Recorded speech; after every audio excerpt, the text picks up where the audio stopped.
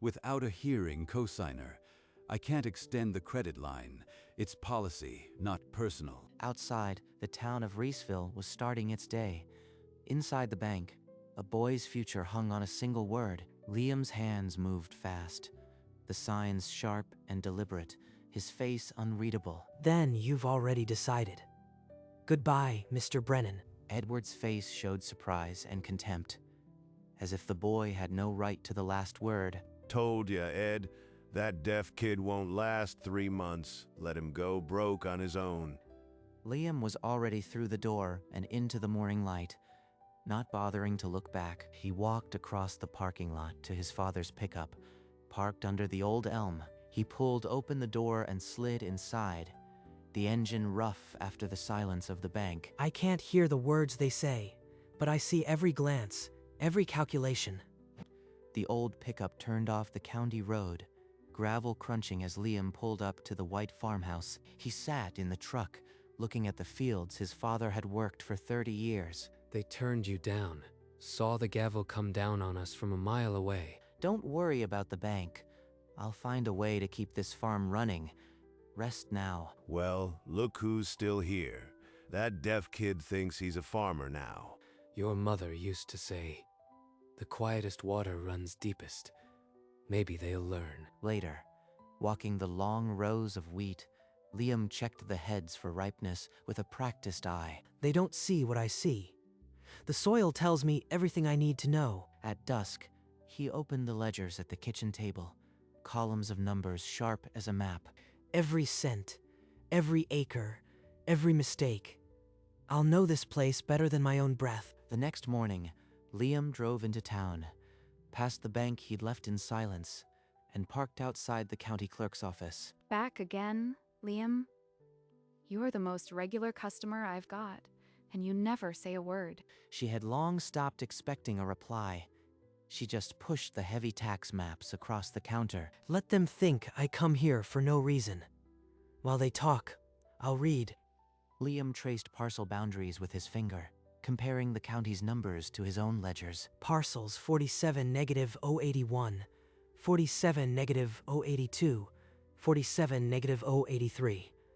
All classified as residential. But those are Mullen's 300 acres. Finding what you need. You look like you've seen a ghost in those maps. Liam's hand paused. He forced his face to stay blank as he gave a brief nod. Over a decade of underpaying. Those farms should have been taxed at the agricultural rate. He copied the classification codes into his notebook in tiny, precise handwriting, a new line of inquiry beginning. He returned twice more that week, requesting the oldest assessment rolls the office had. The misclassification goes back 12 years.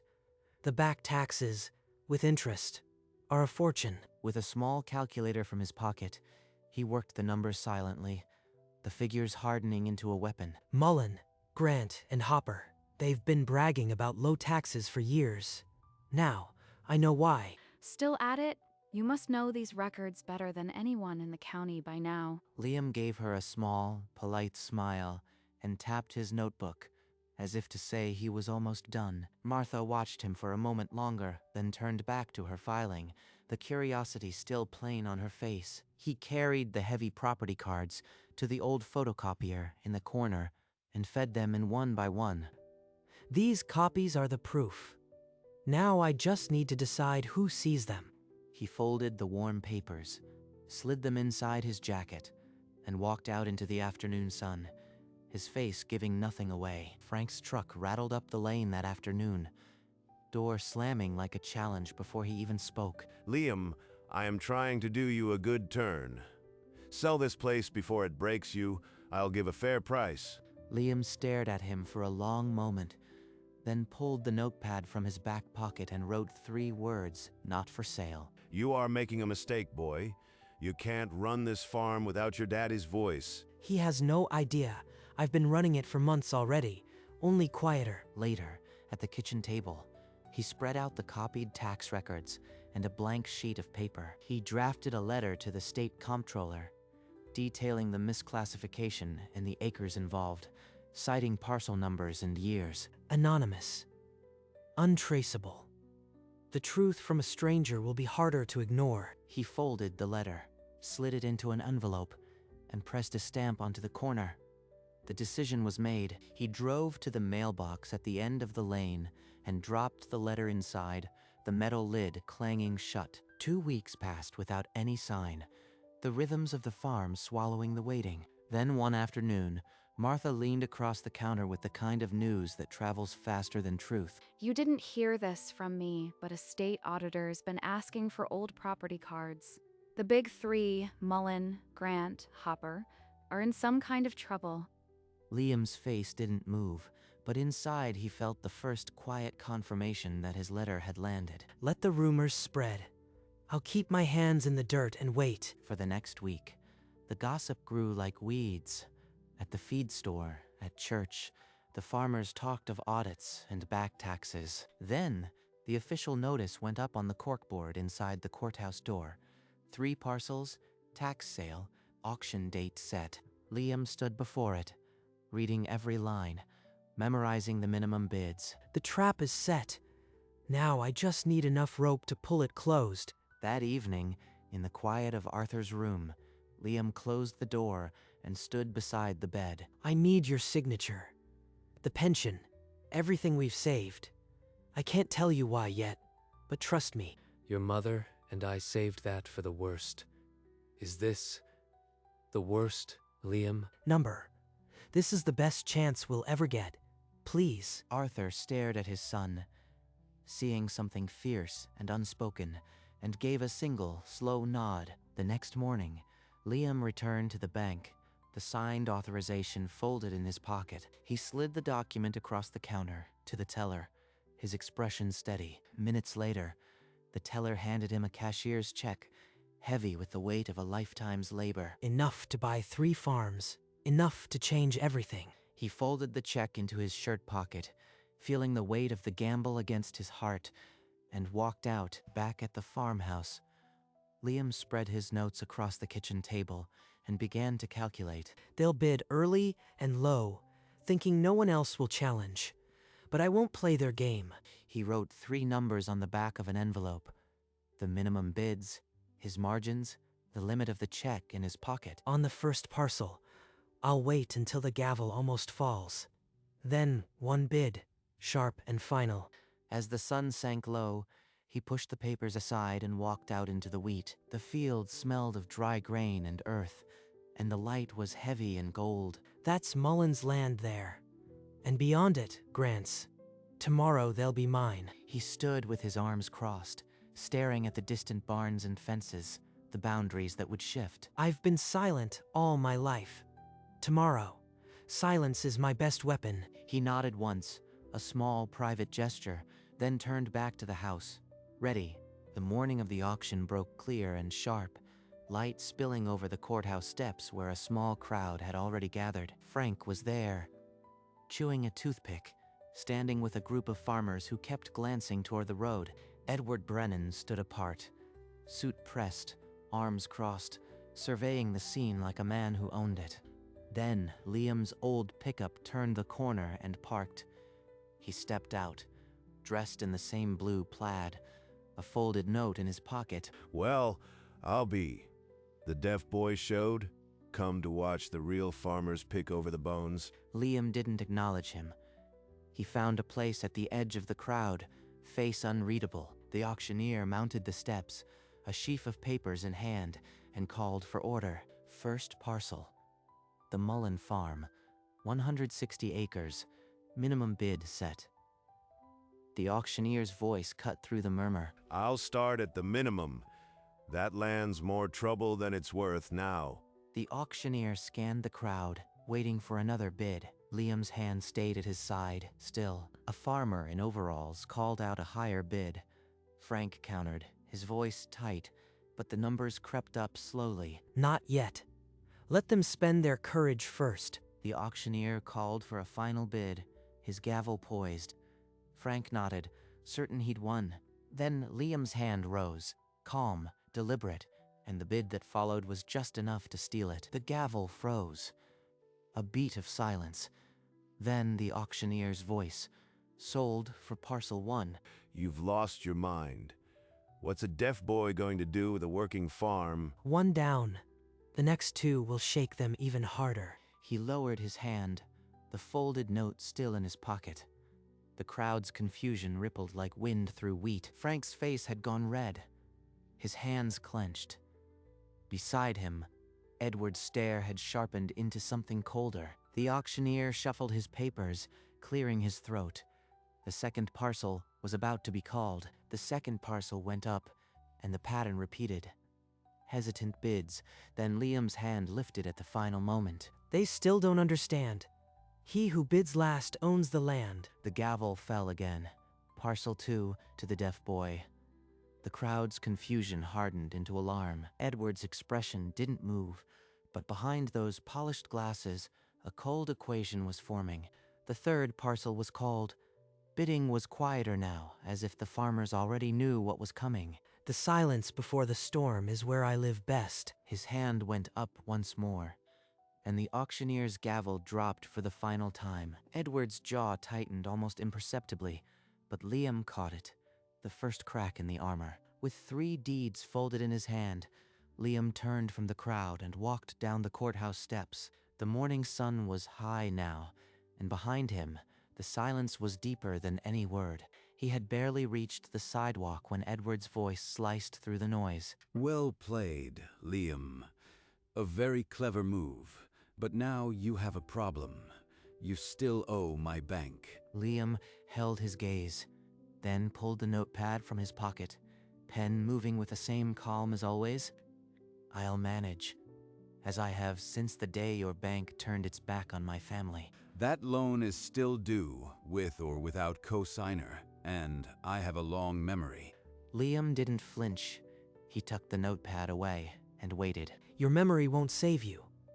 I've already seen the cracks in your armor. Edward's smirk returned, but it was tighter now, as if he'd realized the ground had shifted. He straightened his tie and turned away, footsteps sharp on the concrete. He's already reaching for the loan papers.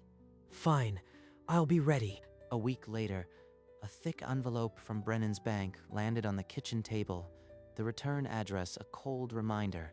Due to a material change in your financial circumstances, the bank hereby calls the working capital line. Edward didn't waste a single day. He wrote this the moment he left the auction. The letter stated in polite legalese that only a hearing cosigner would suffice, and his father's medical condition disqualified him. Liam's fists clenched around the paper, the sharp edges digging into his palms. Failure to provide a qualified cosigner within 30 days will result in acceleration of all outstanding balances. They want to break me with my own debt, but I see their move, clear as day. He set the letter down carefully, as if it were a snake he intended to outmaneuver. I need a bank that judges collateral, not ears, and I have 3 new farms to put on the table. He pulled out his ledgers, the ones that had never failed him, and began drafting a plan. The next morning, Liam drove past the grain elevator to the industrial edge of town, where a different bank sat under a plain sign. He pushed through the glass doors with a folder under his arm, his ledgers and deeds inside.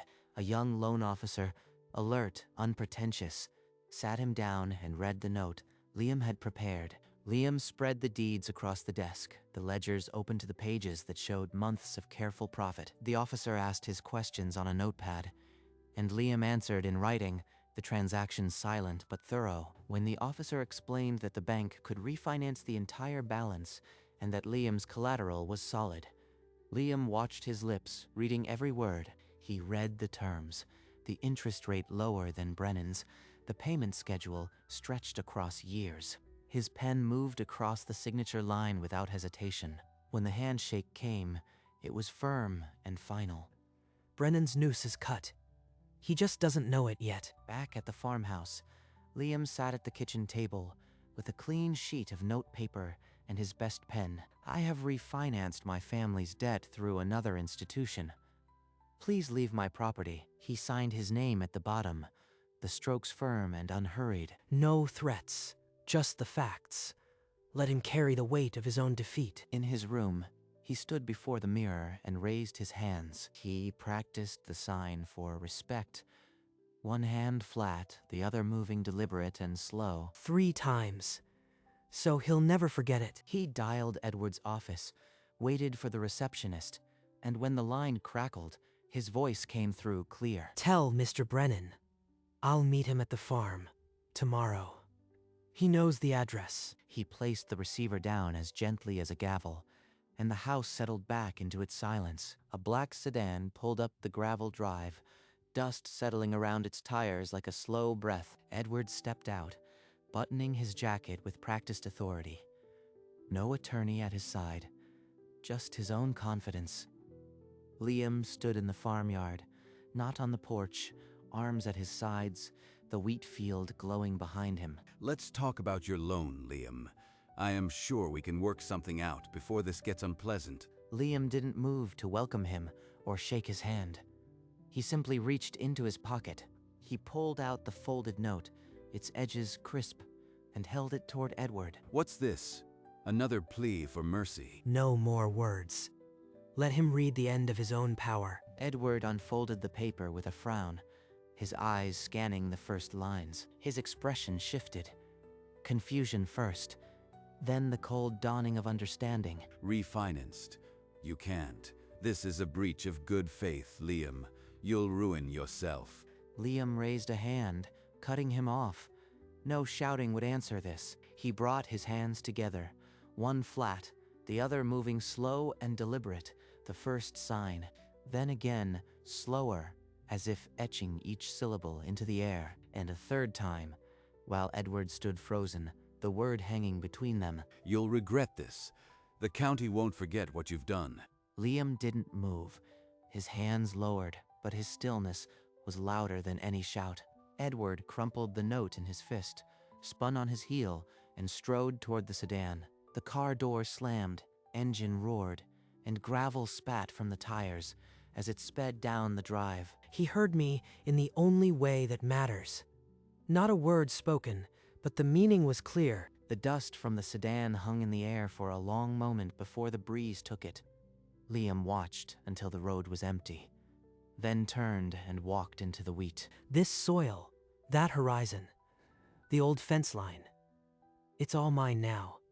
Every inch. He stopped in the middle of the field, the stalks brushing his shoulders, and let the silence settle over him. 6 months ago, they said I couldn't run this farm.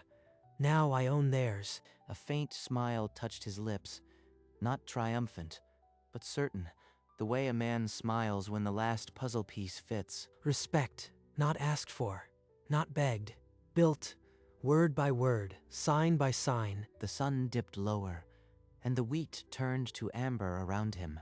He could not hear the wind, but he felt it, cool against his skin, carrying the scent of dry grain. They said he couldn't hear, but he saw everything, and that had been more than enough. The farmhouse was dim and cool after the blaze of the wheat. Liam climbed the stairs to his father's room. Arthur was awake, propped against pillows, his eyes drifting from the window to the door as his son entered. Dad, we own all of them now, the neighbor's land. Arthur blinked, his lips parting. For a long moment, he simply stared at his son's hands. All of them. Mullins too. Every acre. It's ours. Yours and mine. A tear slipped down the worn creases of Arthur's face, and his hand lifted from the quilt, trembling. Proud. Liam covered his father's hand with his own, and the two sat in silence, the farm around them whole for the first time. In that quiet, the only sound was the slow, steady breath of a father who finally understood what his son had built.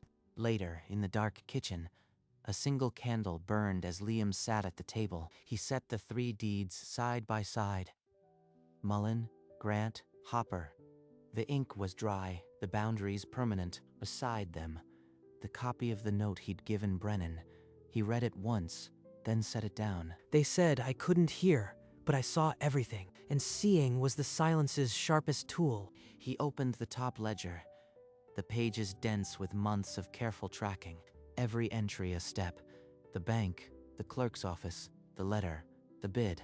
He closed it gently, the leather cover soft under his hand. Tomorrow he would walk the new land, but tonight the work was done.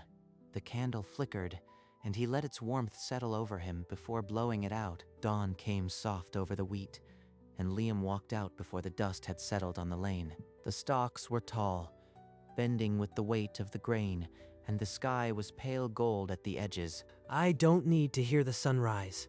I feel it in the earth. He stopped where the land opened wide, the new boundary lines invisible beneath the wheat. Breeze moved across the acres, and with it came the scent of promise, not sweat. He lifted his hands, the way he had practiced in the mirror. The sign slow and final.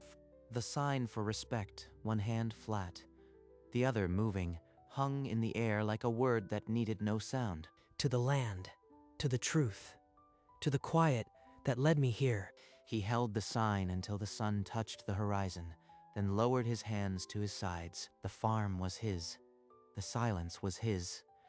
And for the first time, so was the world around him. From the rise of the road, you could see the 3 farms laid out like a patchwork quilt under the setting sun. The auction sign still stood at the crossroads, its red flag limp in the breeze, stamped sold in bold letters. In the distance, a lone figure stood in the wheat, hands at his sides, facing the sun. He had been told he couldn't run his father's farm. He had been told a deaf boy would be eaten alive, but he couldn't hear their doubt.